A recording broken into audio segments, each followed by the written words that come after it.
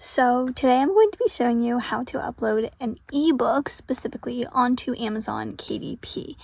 Now, I'm actually going to be demonstrating with my own book labeled Innocent Presumed Dead because I'm currently putting it up for pre-order right now. Actually, today is currently November 16th. Pre-orders open November 21st. And usually Amazon says it takes up to 72 hours, so 3 days, for pre-orders to be approved.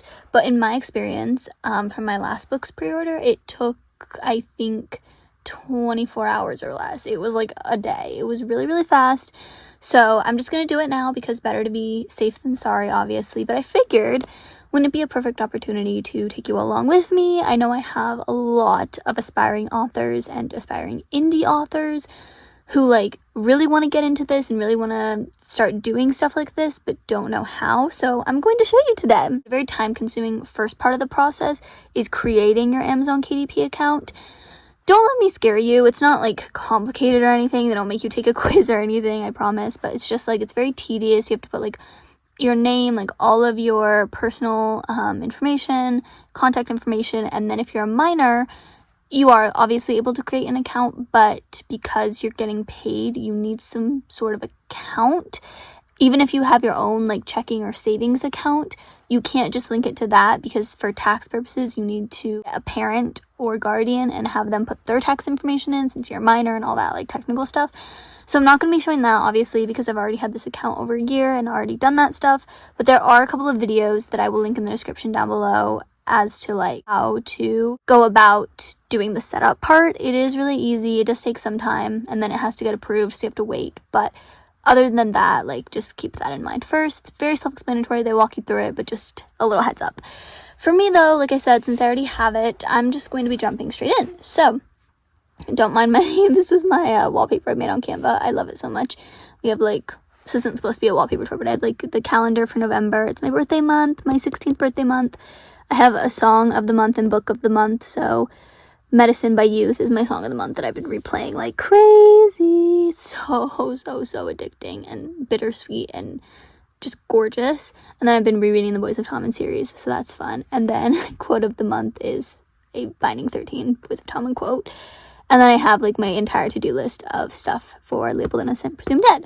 But anyway, that's not the point. I actually have it bookmarked up here. I don't know if you can see that, but it's Amazon KDP. I'd recommend doing that because once you sign in and you bookmark it, it'll keep you signed in. That'll help you. I'm just going to click on it. And when you click on it, it takes you to this page. This is your KDP dashboard. It has the book you already published. So this is The Book That Divides Us. And then there are some tabs up here. There is the bookshelf tab, the reports tab. So the bookshelf tab is your home page. Think of it like that.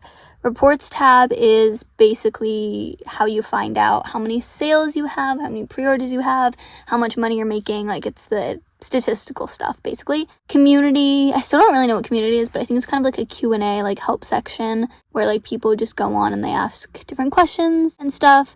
And then marketing, they have a bunch of super helpful marketing tips and promotion deals you could sign up for. But for the purpose of this video, we're going to be focusing, we're going to stay on the bookshelf tab. We're going to hit this yellow button, this bright yellow button that says create new title or series. So let's go ahead and do that. And when we do that, it'll bring us to this page. This is kind of our landing page. So there are, at the moment, there used to be 5, I believe. At the moment, there's only 4 options you could do.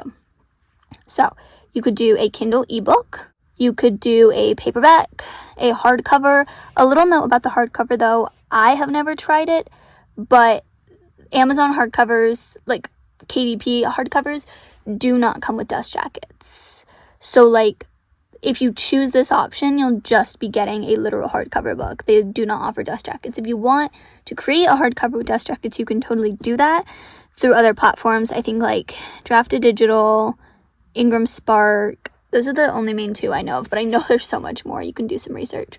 And then a series page, which isn't an exact format. If your books are going to be in a series, you definitely need to click this first before you set up an ebook or a paperback, because this is how you're going to be able to link all of the books in your series together. So how if you go on Amazon and you see a series, it'll link it, I think it's below, and it'll be book 1 in the blah blah blah series. And then if you scroll down, it'll tell you other books in this series or something like that.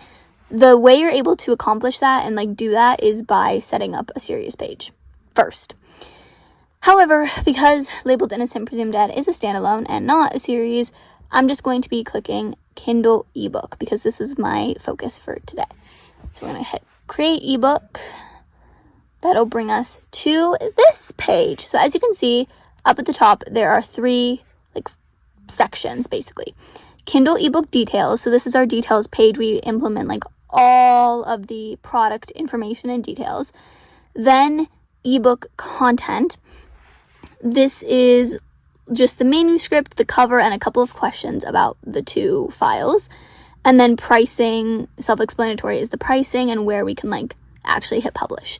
So I'm going to walk y'all through all of this as I do it myself. And by the way, this is like really authentic. Like this isn't just like a placeholder thing for the video. This is the actual book. So yeah, I'm a little nervous because since this is the real deal, like I have to make sure I'm putting all the information correctly and I'm not getting distracted, but we're going to multitask. It's okay. So first step is the language. Mine is English, but if you write in a different language, there's a bunch of different options. And then we have book title. So I'm just going to put Labeled Innocent Presumed Dead. Subtitle. So a subtitle is basically if you have, so for example, using my book, it would be like Labeled Innocent Presumed Dead, a mystery romance. So the subtitle's completely optional, as it says here, but some people like to do it for like further clarification. I personally am not a huge fan, so you can just skip right over that. And then this is what I was talking about. This is the series section. So if your book is part of a series, like I said, you kind of have to add it to that series page that we saw at the very beginning. And then from there, if you click add to series, hold on, it has to save. You can create a series or add it to an existing series this way so that it'll forever be linked, and that just keeps it more organized. But like I said, if you're writing a standalone, which I am, you can skip right over that. Edition number, once again, you can skip right over this. This is really just for certain people who are republishing their book, aka publishing a second edition. So for example, I know an author who did this where like she published the first edition of her book and then a year or 2 later she realized it was way too short because it was originally supposed to be a novella, but she came up with so many more ideas and she decided to turn it from a novella to a full-length series, and she made that first book a full-length novel, so she wanted to republish it. And so in that case, since it's her second time publishing the same book, but like it's not the same book because she's adding to it, but you know what I mean, under like the same title and stuff, you would put edition number 2. However, because for most people, if this is your very first time publishing this specific book, just leave it blank. If it says optional and it doesn't apply to you, you can just leave it blank. Now where it says author, this is you. Yay, you're the author. Congratulations. So you can go ahead and just put your name here.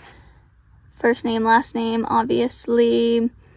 And then contributor, do not worry about this. This is just for if you co-authored a book with another person, they would put their names here. Like name or names here, depending on how many. You can add up to 9, it says. But other than that, if it's just you, yourself, and you, just leave that blank. Okay, now we get to the description. Okay, there are 2 things that will convince people to buy your book. The cover and the book description, aka the summary, aka the blurb, whatever you want to call it, same thing. Like, it is so vital to your book's success. I can't even tell you. So just really think long and hard about this. Please do not just like throw something together. Like, it will only hurt you in the long run, I promise. Take some time, really think about it. Now, as you know, at least by the time that I am filming this video, I already did a blurb review. So I have, oh my gosh, where is it? Where did it go? I have a Google Doc where I have the blurb. I have so many. There we go. Okay, so I just have this Google Doc where I have the blurb, and then anytime that I want to tell it to anyone, or if I'm filling out like a promotion PR thing for a company and they ask for the blurb, or like just whenever someone asks about it, like I have it copy and paste it. It's always the same every time and it stays consistent. I'm going to just straight up, oh, I missed something. I'm going to straight up just copy and paste this in. There we go. So it did pull some things through, like the italicized, but if it didn't for whatever reason, you could just go up here and then we have the standard bold, italicized, and can you guys see that? Bold, italicized, underline, numbers, bullet points, normal font, or like a heading font. Do not ever press the source button. This is like the very complicated coding, like Natalia hacker stuff. It's like the HTML format. There really should be no reason that you would need to format it like that, but it's there for really smart people, I guess. But yeah, so I am just going to look over this real quick and then we will move on. Okay, perfect. I am very much satisfied with it. So now we're going to move on. So the next section, or the next like question, I guess, is publishing rights. Now this is like probably the easiest thing they will possibly ask you. The answer is always the I own the copyright. Always, always, always, always, always, always, always. I'm still not entirely sure, like, how you would be publishing something that's in the public domain. Like, I don't even really know what that means. But, like, if you wrote it. Now, if you're a ghostwriter, that might be a little more complicated, but I highly doubt any of you guys are ghostwriters. So, if you wrote the book, it is 100% yours. You own the copyright, you created it, it is yours. So, you should always be selecting the I own the copyright option. Okay, then the next one, primary audience. So sexually explicit images or title. Does the book cover or interior contain sexually explicit images, or does the book's title contain sexually explicit language? So obviously no. And then reading age. Now let me just disclaim something. This is optional.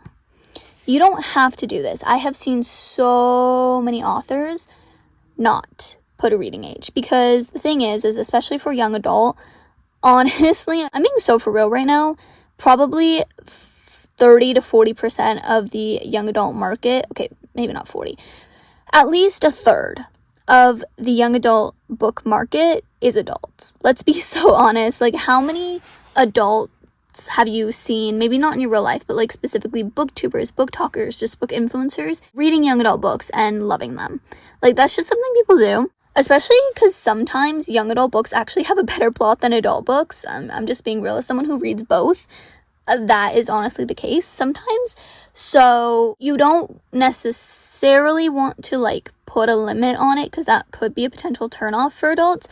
But I just like to specify anyway, because I'd rather have some adults click off my page than have some teenagers click off my page who would have otherwise really enjoyed it, because they didn't see an age range and then they just assumed it was for an adult. You know what I mean? So like, they didn't think it was appropriate for them when it actually was the opposite. So I just put 14 to 18 plus. And I like how they put 18 plus as the maximum, so that when it comes up on Amazon, it'll be 14 to 18 plus, which symbolizes 14 to basically anything over 14. So that's kind of a standard young adult thing.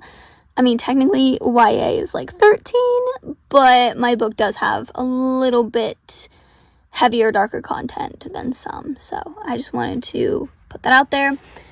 Primary marketplace, this is your default to like what you are. So like, for example, if you live in the UK, yours is probably automatically set to amazon.co.uk. But since I'm in the US and I like my basic shopping account is linked to amazon.com, that is where I can expect the majority of my sales. Okay. I'm getting excited. If you cannot tell, that was an excited little yelp. But we are getting to my two favorite parts. And honestly, the most important parts, but also the parts that you could literally, if you screw it up, you could make or break things. Okay, I'm being a little dramatic. It's not that serious, but these are your categories and keywords. Sorry, I just knocked my phone down, so if the frame looks a little bit different, I apologize. I'm going to pull up my book on Amazon. 1 second.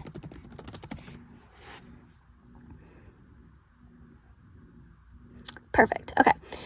So, if you have a book, this is my book on Amazon. Hi, baby, you're so cute. If you scroll all the way down to product details, it has the bestsellers rank, and then it has all of these categories that are hyperlinked, that if you click on them, they will take you to the bestsellers in that category, and it shows a bunch of different books. And then in the Kindle store as well. So these right here, the Kindle store is just the Kindle store. That will never change. It's not something you put automatically when you publish a book. It's in the Kindle store, obviously. But these 3 categories you see right here are categories. That's an example of categories. So it's very important to select the right ones, because that is how your book gets ranked. So anytime that a copy of your book gets sold, your ranking in that category changes. It's basically comparing all of the books. For example, I'm 528 in teen and young adult romantic mystery ebooks. So that means out of, I don't really know, there's a website where you can check how many books are enrolled in each category in the entire universe of all time. But I think you have to pay for it, so I don't use it. Out of the, let's say, 20,000 books that are enrolled in this category, mine is sitting at 528. It also just doesn't depend on you, because maybe you could sell 0 copies one day, but then if the person that was in front of you in ranking, they sold 0, and then they continue, they could actually push them back, and then it would push you forward even though you didn't even sell a copy, if that makes any sense. So it's just a very, wishy-washy thing. But publishers and agents really value this, and even if you're not even looking to be in the traditionally published space, it's a really cool accomplishment, because if you make number 1 in any of your chosen categories, you get 3, and if you make number 1 in any of them, you get a little banner right here next to your book that's number 1 bestseller in, and then it'll be XYZ category. So I got really close to hitting number 1. Actually, no, I did hit number 1 in this category, actually. During the free promotion book, when I put this book in a deal with some other mystery ebooks, I have a whole video on it. You should totally go check it out. But it was in the free category, though, so it didn't give me a special banner or anything. But that's a different story for a different day. But basically, it's very important you choose the right one. It's kind of a catch-22, because if you choose really, really, really broad ones, let's just say you choose romance. Okay, that's great. But do you know how many dang books are in the romance category? You're talking in the hundreds of thousands. Maybe there's just 10,000 or 5,000 books in this category, so I'm only competing with 5,000 other books, which is pretty doable if you think about it. But you're talking 200,000 books. Do you really want to do that to yourself? If you're doing horrible, then Amazon actually is so evil that they hide your book from the algorithm, and they don't push it out as much.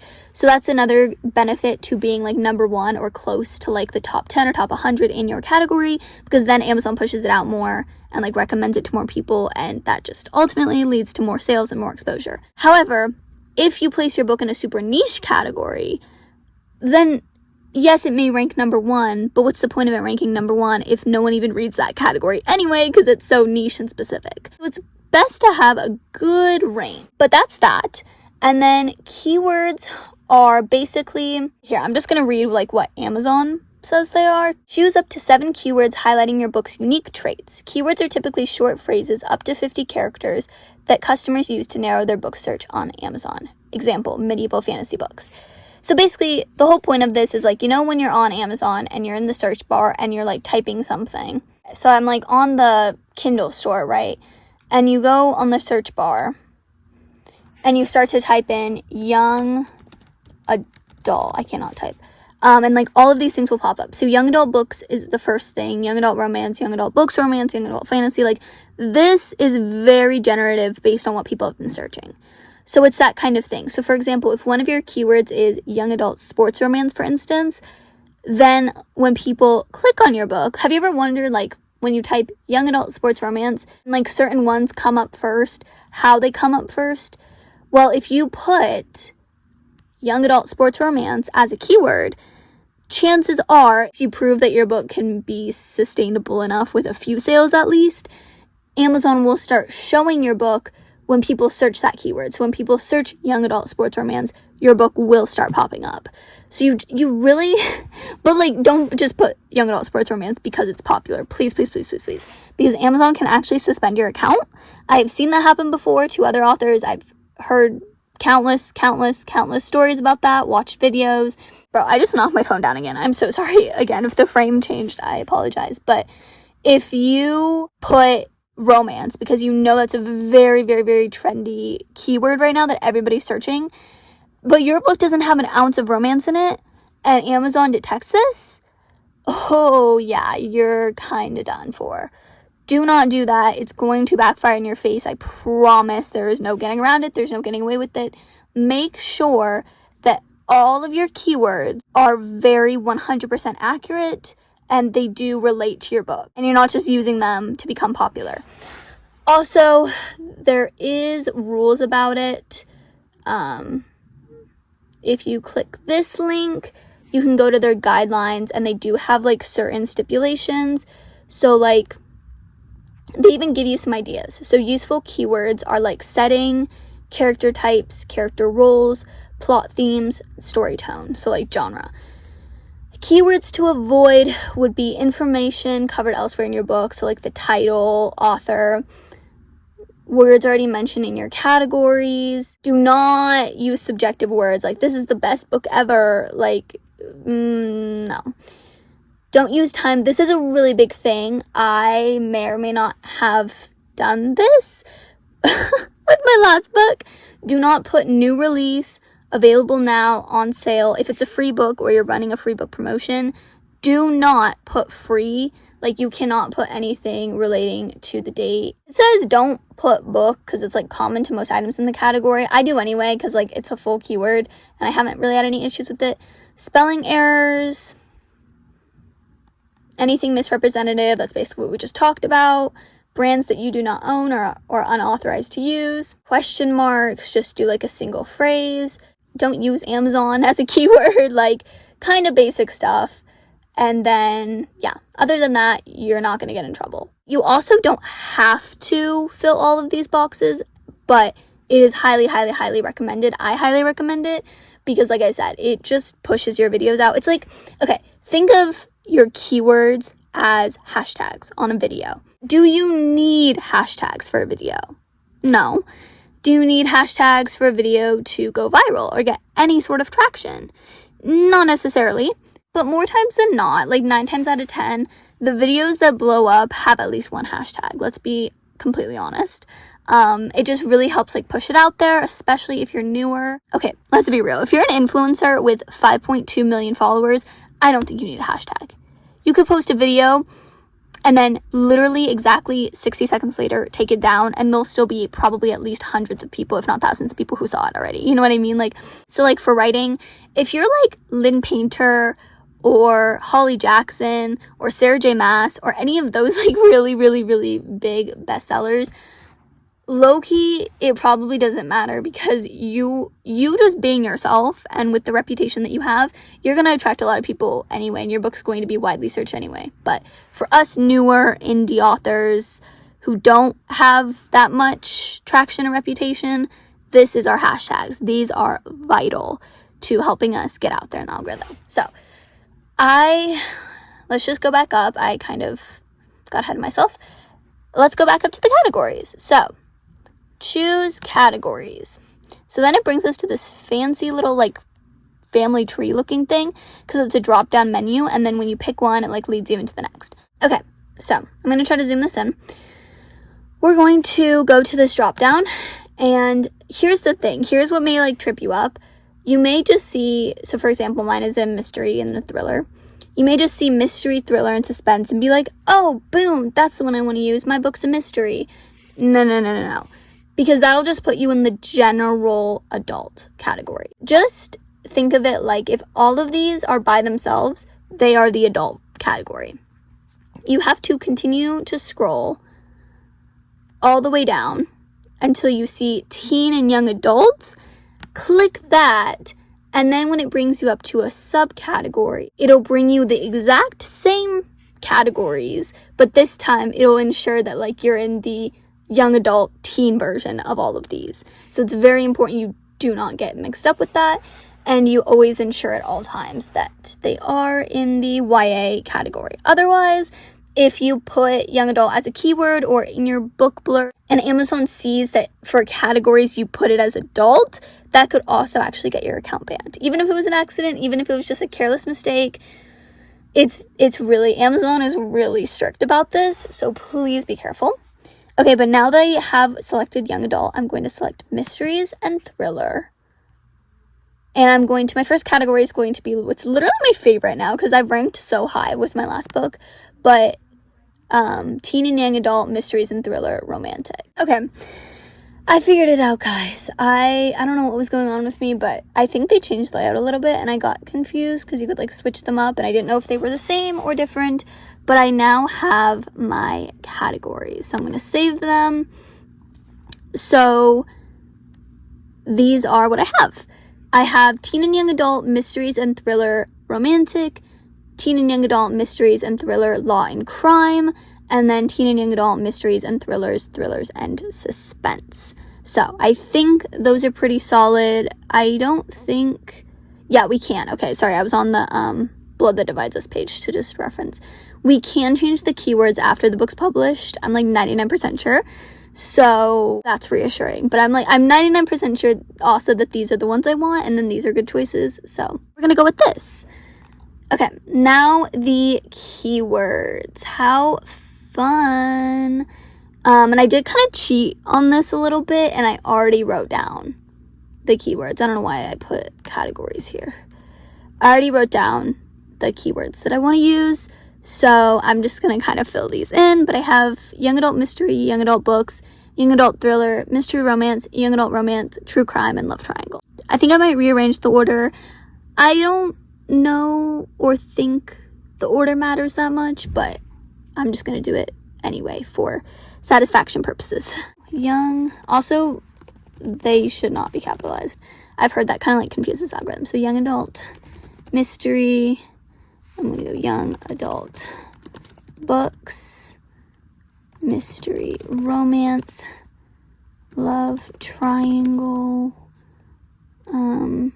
true crime, young adult thriller, and what was my last category? Oh, young adult romance. Young adult romance. Okay, oh, I spelled romance wrong, bro. Okay. So I have all my categories, or my keywords, excuse me. So that looks good. And now this right here, the pre-order section, this is the holy grail. They actually surprisingly did not have a pre-order section many moons ago. And what really pisses me off about Amazon is they do not allow you to do print pre-orders through them. Now, if you're like, wait, Marcelina, but I've literally pre-ordered paperback of another author's book through Amazon. What do you mean? Yes, because that author licensed their book, or I guess I shouldn't say licensed, but distributed their book to Amazon through another platform. So for indie authors, Ingram Spark is probably the most common one, but notice I didn't say it's the best one. Little story time, I mentioned this in another video. I was like, oh, I'm gonna create an Ingram Spark account. A little update on that, I am no longer doing that, because there are so many issues with that platform. I don't even want to get into it. That could be a whole separate video, but man, Ingram Spark has so many problems. So many problems. They're just a really gray area company all around. It's not even like their morals or anything. It's just like they are so out of touch, and they have like these crazy stipulations, and they barely pay their authors anything anymore. It's just like really not great conditions. But there are like other places where you could set your paperback book on there and then like link it to Amazon so that people can pre-order that, let's say, Ingram Spark book through Amazon. But I'm not going to be going that route. I am, however, going to be setting up the paperback version of this book on Barnes & Noble.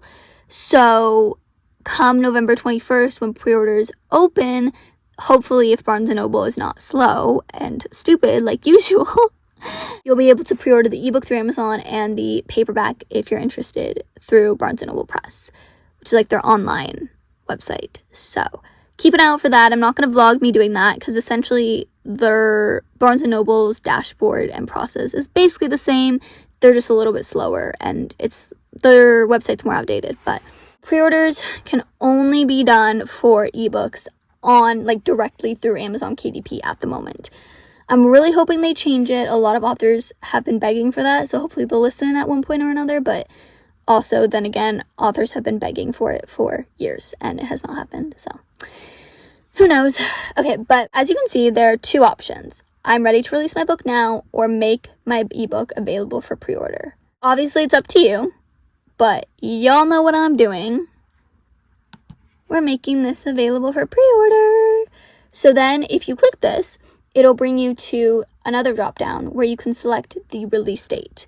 This is not, I repeat, this is not when do you want the pre-order to go live. This is when is your book completed and done, actually publishing to the world. So it is publishing February 14th, 2026, Valentine's Day. And the really cool thing about KDP and pre-orders on KDP is that they don't require you to submit a manuscript in order to have a pre-order. So for example, that would not work for me because, as some of you may know, I'm still on draft 5. I'm still line editing this book, and it is not done. Honestly, I would not sacrifice, I'm going to submit it just because I want to pre-order. It is I don't want to say it's nowhere near done, but I still have a solid 3 drafts left. We're barely past the 50% mark of editing, okay? We're in the trenches of editing. We're still very much in it. The good thing, though, is that they don't make you do that. They just tell you when you put in your release date, you must submit the final version of your pre-order title before February 10th, 11:59 p.m. GMT, which I think... Okay, so GMT is 8 hours ahead of me, so that'd be 3:59 p.m. for me. But basically they're saying that you have until February 10th, or at least me. It's usually 4 days before your release date in my experience. You have before, either on or before that date, ideally before in case something goes wrong, to submit the manuscript, the final manuscript, in order for it to publish on time. Do not make the same mistake I did, and even if you upload it hours, literally 2 hours later, if it's past the deadline, it's past the deadline. Funny, not so funny story. That's what happened to me with my last book. If you're around for the Blood That Divides its release, and you remember that whole fiasco where I made this whole post and I was really frantic and really upset. I was like, guys, the ebook of this book is now coming out on the 26th. I'm so sorry. I really, really appreciate you guys' patience. The book was supposed to come out on the 25th, and the paperback came out on the 25th, but the ebook did not come out until the next day, which was Sunday the 26th. That was a me error. Something kind of crazy happened, and I had to update my manuscript file. I had already submitted what I thought was going to be the final version of the book a week before I was supposed to, so I was all good. But then I had to change it suddenly, and I was forced to change it the night of the deadline, which I think my deadline, because it was 4 days before, so my deadline was January 21st, and it would have been 3:59 p.m. I think it was 7 p.m. for me, and I updated it, and it, even though I'd already submitted one originally, because I was submitting a whole different file, it completely pushed back my time and screwed everything up. The book wasn't available on the day that I had chosen and hyped up and told everyone about, and it gave me no choice. It just did it a day later, and I could do nothing about it. And it was my fault. So do not make the same mistake I made. Make sure you pay attention to this deadline and you get your book in by this deadline. Or before is better, obviously. Okay, so then this page is done. Now we hit this button right here, save and continue. This is if you want to keep going. If you're like, oh, I'm kind of tired, or oh, I'm going to stop for the night, or oh, I have to go.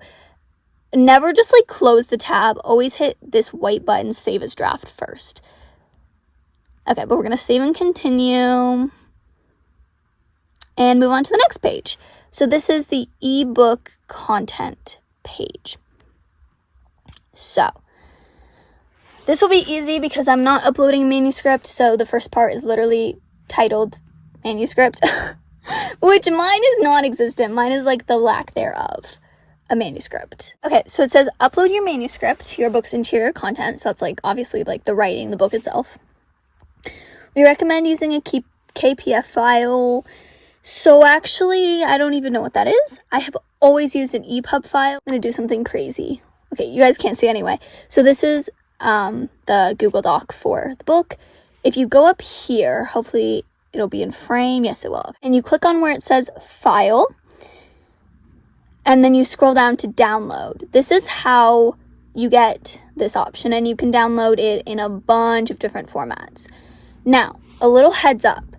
When you are uploading the paperback version, always make sure you download your Google Doc or your Microsoft Word. I don't really know. I'm sure you can download your Microsoft Word into a PDF. I don't know how. I've never used that platform before. But in Google Docs, make sure you always download it into a PDF. This is one of the only acceptable formats for a physical copy. I think they do accept docs too, but I've just, from my own experience, the formatting is a lot easier if it's a PDF. But ebooks have their own format. You can't upload a PDF as a Kindle eBack. That just will not work with the system. You have to scroll down to where it says EPUB publication. Make sure that once you formatted your book, which I have a video coming out on formatting soon, once your book's all formatted, you download it to this, and then the EPUB is what you upload for the ebook. They're very specific on that. That's the only way it'll work. So just ignore whatever they're saying here. And then it asks you, ready to upload your pre-order book manuscript file? No, I'm not. Wow. Crazy, crazy, crazy. I'm breaking the law here. I'm so rebellious. I'll upload the file I want the customers to receive later before the submission deadline below. So it just reminds me again, oh, thank you. It gives me a day this time. I have until Tuesday, February 10th. So then it asks, would you like to apply digital rights management to your files? This cannot be changed after publication. So I'm going to be completely honest. Before I started recording this video, I low-key Googled what DRM is because I don't really know. From what I understand, if you click yes, if you apply digital rights management to your ebook, it basically makes sure that people can't just download the file from your ebook. Okay, let's just say they buy your ebook, okay, and they're reading on their Kindle. I didn't even know this is possible. I've had my Kindle for almost 2 years. Am I just stupid? But apparently you could download the EPUB file. So the EPUB is what I was just talking about. You can download the EPUB file and then you could share it with other people. Digital rights management prevents people from downloading your book and being able to share it with other people. Now, some people, from my understanding, say that they don't want to apply it because they want people to be able to share it, because that's at the end of the day, it's more exposure. It's hey, there are going to be pirate websites that your book's going to be on anyway. People are going to get it for free. Wouldn't you just more so rather have people reading your book, period, and then if they really like it, possibly talking about it or spreading the word, than not getting any sales at all, even though you're not making money? Hey, it's still a person reading it. Or do you really want every sale to be a paid sale and you don't want to feel like you're getting scammed or cheated or ripped off? Because that is what's happening, essentially. And digital rights management protects you from that. Okay, this makes me sound really greedy. It's not all about the money for me. That's not at all why I publish. I publish mainly for myself because I love writing and I want to share it with the world. But then also because seeing you guys' reactions gives me so much joy, and sharing my stories with you guys. The only reason I like it is not I want to do it. It's because I want to see how people react. I want to see people enjoying what I wrote and being able to connect to it, or it helps them in some way, or it made their day better in some way. That is what makes me genuinely happy. But at the same time, I have spent so much of my own money on this book. I have spent so much time and energy into the fact that people could just potentially be swapping it around like some Jolly Ranchers is really annoying. So I do personally apply the digital rights management, but it's up to you and what your priorities are. Okay, now we get to the cover, your book's cover. Don't let it fool you. It does say use Amazon's cover creator. Please, please, please, please, please don't do that. Please don't do that. You want to see what it looks like? I'm going to show you what it looks like.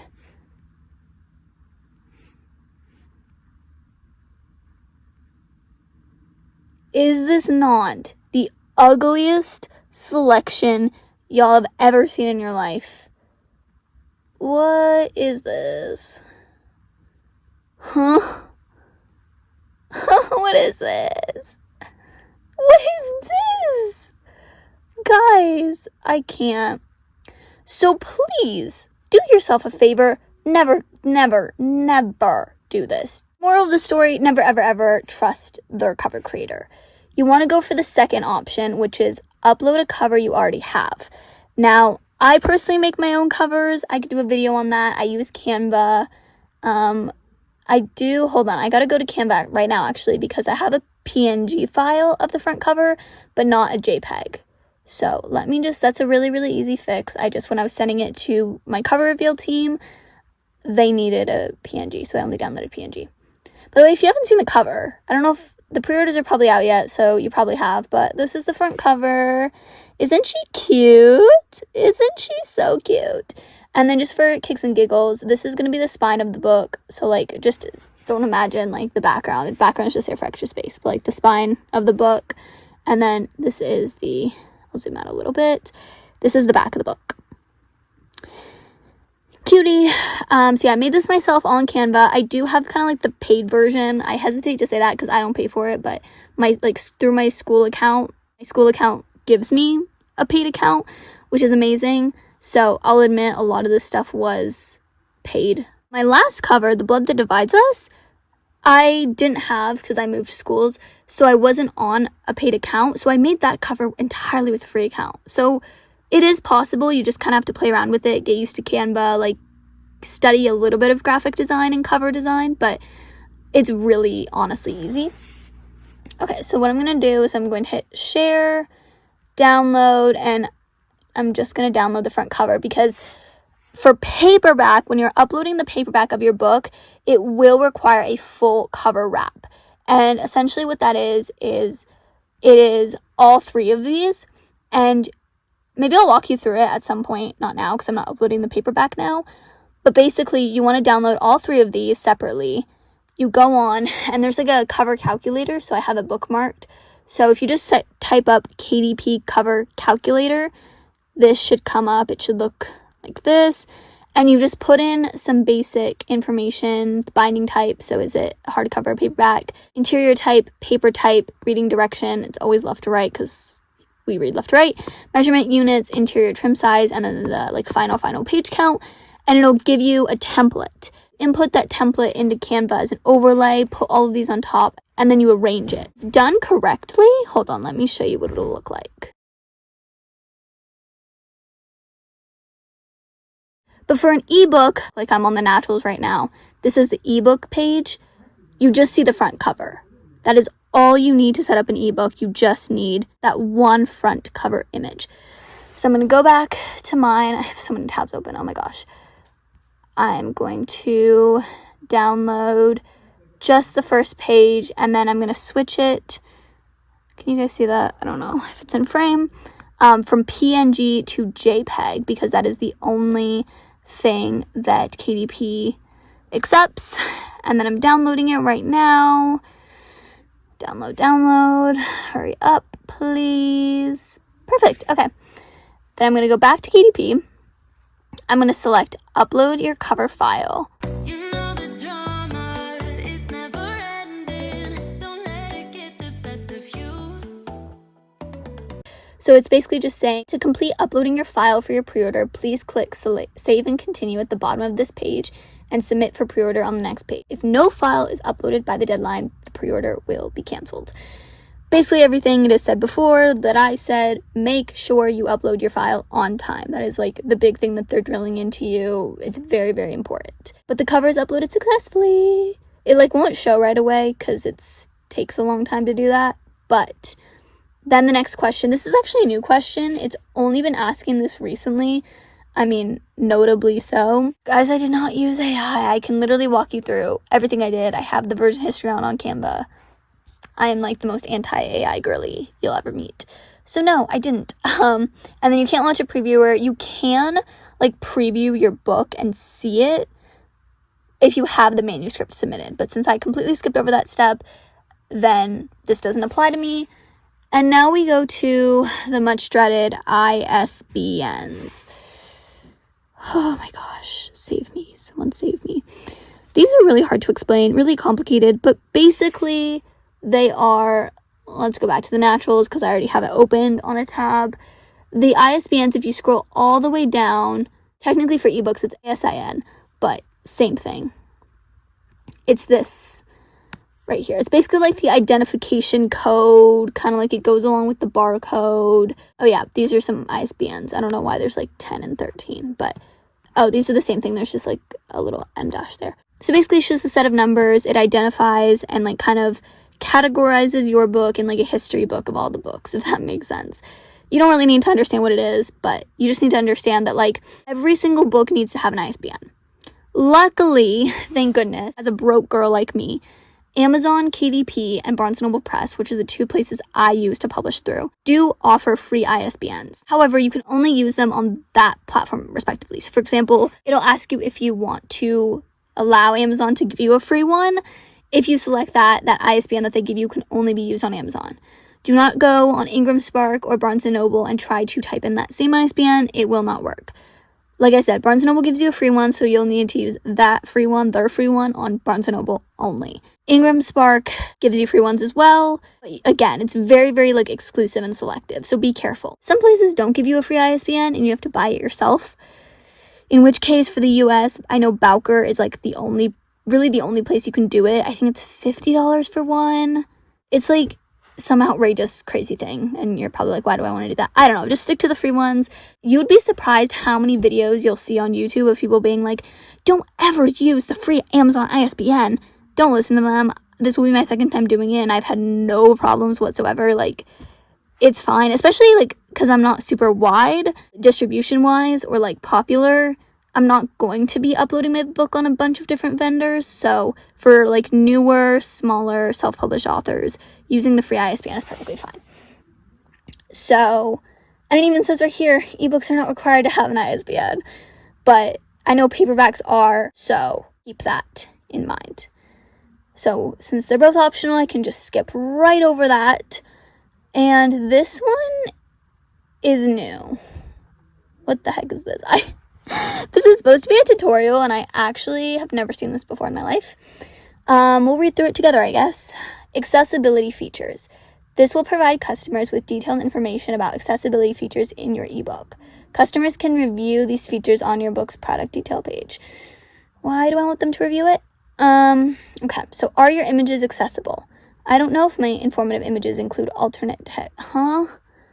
Okay, it just automatically selected I don't know, and I'm going to keep it at that, because I don't know what that means. There are no images in my book except for the cover. Actually, that's a lie. I have like a file. Like, you know how A Girl's Guide to Murder has like the case files and stuff? I have something like that in mine. Is that an image though? I don't know. I'm just going to say I don't know, because I really don't know, and I don't want to say yes or no, and then it does or it doesn't, and then I just screw myself over, so. Then it'll like let you know that like you're being legit. And then yeah, that's all for this page. It's really just like the technical stuff. I didn't have a whole lot because like I said, I'm skipping over my manuscript. And then we have one more page left. We're in the home stretch, just one more page. Let's go. Okay, so now like I said, once again, we're going to go to this bottom right corner, this like yellow orange button, and click save and continue. Okay, it's saving. Okay, on to the next page. This one is really, really short and sweet. As you can see, it looks long, but this is just like one chart for one little section, I promise. So we're going to go through this kind of quick. KDP select enrollment. Okay, this was just as I said I was going to go through it quickly. Yeah, no. So basically, if you're not familiar with KDP Select, I don't know why they call it this. They should just call it Kindle Unlimited, because it literally is Kindle Unlimited. If you know Kindle Unlimited, it's like this Amazon's book subscription thing where like if you are in that and if you pay for that, then you get access to like thousands of free books, or like quote unquote free. They're free to you. And like that's why on a lot of book rec videos, people will be like, oh, they're on KU, or like here's some KU book recs. And so basically what this is asking, it's very, very wordy. When I made my first upload on KDP, when I was like brand new, I had to Google this so many times. I had to go on like so many like help sections and FAQ, Q&A type things, because I didn't know what this was. It's so confusing. Basically, all it's asking is, do you want your book to be in Kindle Unlimited? That is literally what it's asking. Like, don't let it fool you. It's a lot of words. Like, all it's saying is click this if you want your book to be in Kindle Unlimited. Otherwise, don't click it, move on, skip it. The only disadvantage to having your book in Kindle Unlimited, obviously there's a lot of pros, but the only con is that means your ebook is exclusive and absolutely has to be exclusive to Amazon. That doesn't mean your book in general, so you can go and publish your paperback on Draft to Digital and Apple Books and Google Play and Barnes & Noble and all these places, but you cannot put your ebook there. So the ebook has to be exclusively on Amazon. I personally think is worth it. It doesn't tell you Kindle Unlimited, like how many sales, because it goes by page reads. But if I had to estimate, I would say I've literally gotten probably half of my sales through Kindle Unlimited. I've probably sold at least 40 to 50 copies through Kindle Unlimited, probably closer to 50. Like, it is a huge player in the game for me. I personally think it is worth it. I think that I get a lot more people on Kindle Unlimited than I would if I were to like not have it in Kindle Unlimited and just put my ebook elsewhere and like be able to have that open distribution option. I feel like the return would not be as valuable as it is now with Kindle Unlimited. So personally, it is an automatic yes, yes, yes, and yes for me. I would definitely recommend doing your research, of course, because it's not for everybody and you should be well educated and know everything and not just trust what a random author tuber is saying. But I do think that having your book in KU is worth it. So now, this section, leave it alone. Literally, I repeat, do not touch the territories. It's basically just saying, like, do you want all territories to be able to have access to this book or certain territories? Riddle me this. Why? If you're publishing widely, why would you want, like, only select handful of people to, like, be able to get it and for it to be available only in certain countries or regions? That is beyond me. I don't know. I would say just leave it alone. That way every single territory that Amazon is available to and distributes to can have access to buying your book. That is what you want. Oh, and this is the same. So this is your primary marketplace. It's the same thing that you did on your details page, whatever like Amazon version you selected. So mine's Amazon.com because I live in the US. And now we are finally, ladies and gentlemen, at the end. I know y'all are probably bored of hearing me talk, but this is the thing. This is like why we're doing this. This is very important not to screw up. This is the pricing, royalty, and distribution section. So, first and foremost, it asks you to select a royalty plan. Always 70%. I don't know how you want to remember 7. If you want to come up with a cringy 6-7 joke, I don't really care. Just make sure you remember 70, you remember the number 7.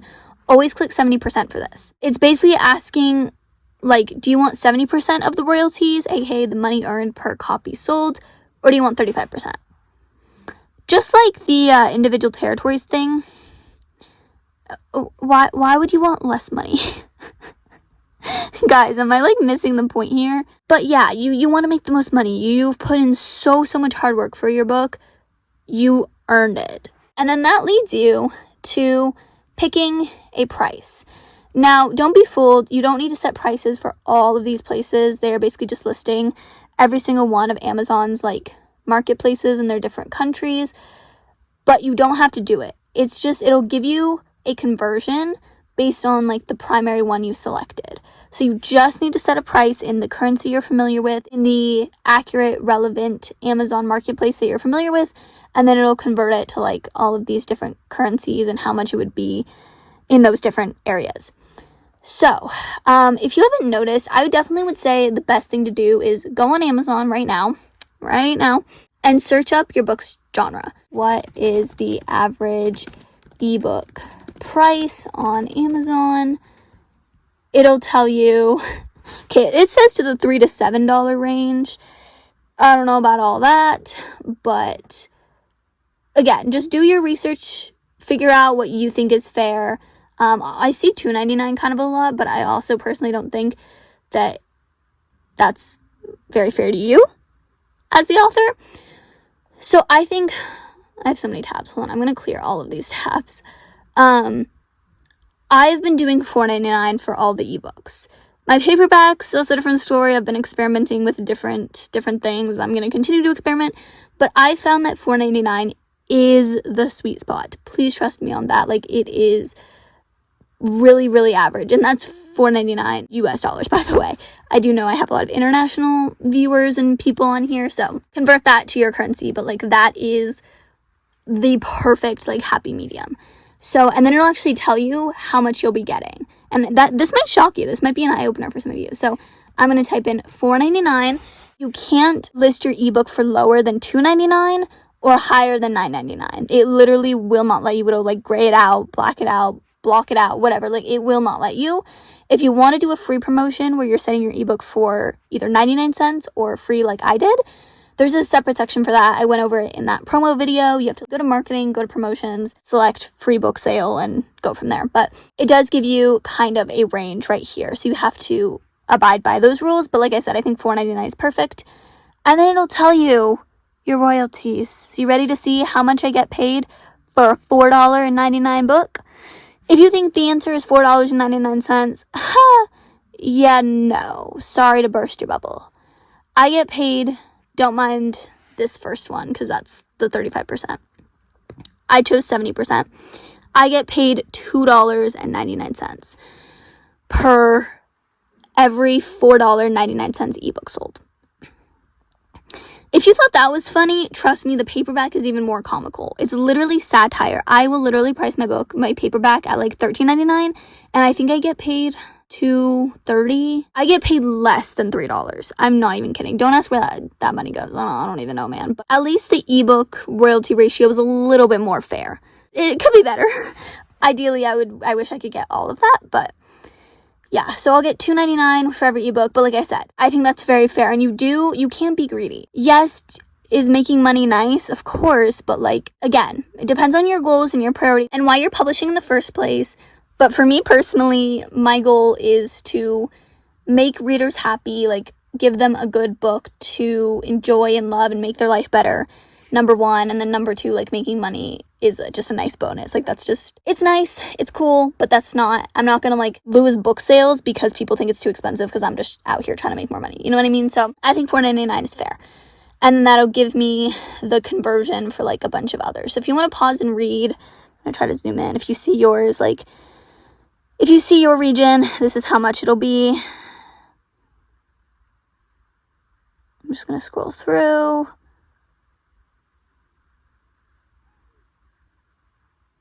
They have a bunch. And yeah, that is it. And then finally you're done. And then it's just by clicking submit for pre-order below, I confirm that I have the necessary rights, blah, blah, blah. Basically that all your answers are accurate and you didn't lie on anything and like you complied with the terms and conditions, which literally no one reads, but I probably will get in trouble for saying that. And then when you're done, you just click submit for pre-order. So off camera, I did kind of look through this already in one of my like little cuts in the clips because my phone died. I looked through this, so I know all the information's accurate.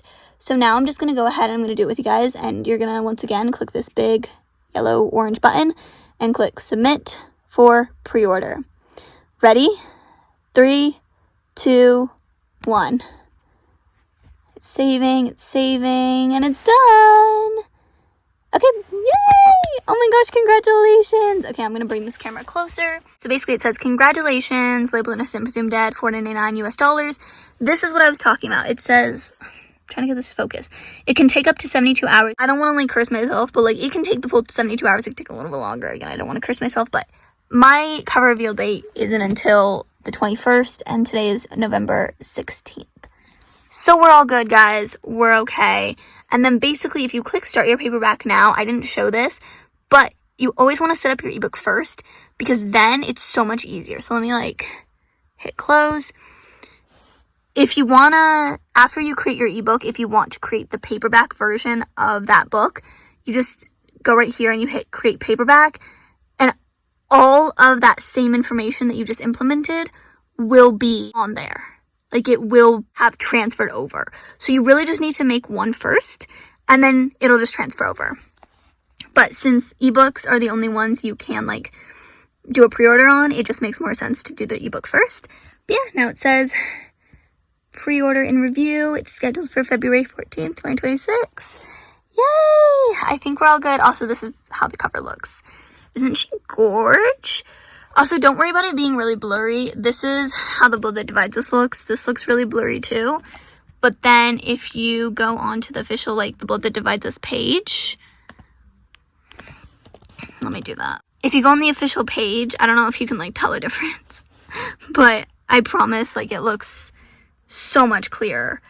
So don't panic when the thumbnail view looks really blurry. Like, you can't even read these letters up here. This is a tagline. It says something, but you can't even read it. But I promise, like, don't be worried. Don't be like, oh my gosh, I, like, butchered the file, or, like, I ruined the quality. Like, I promise it just looks like that. But once it actually uploads, it'll look fine. As long as it looks fine on Canva and in your files, or, like, whatever platform you're making it on, as long as it doesn't look blurry there, you're good. It'll send me an email once the pre-order goes live that's like, hey, your book, blah, blah, blah, labeled Innocent Presumed Dead, is now available for pre-order. And then it'll give me a link where I can actually check on it and, like, go to the official page. So, yes, that was that. I just submitted the pre-order. Woohoo! I'm so excited.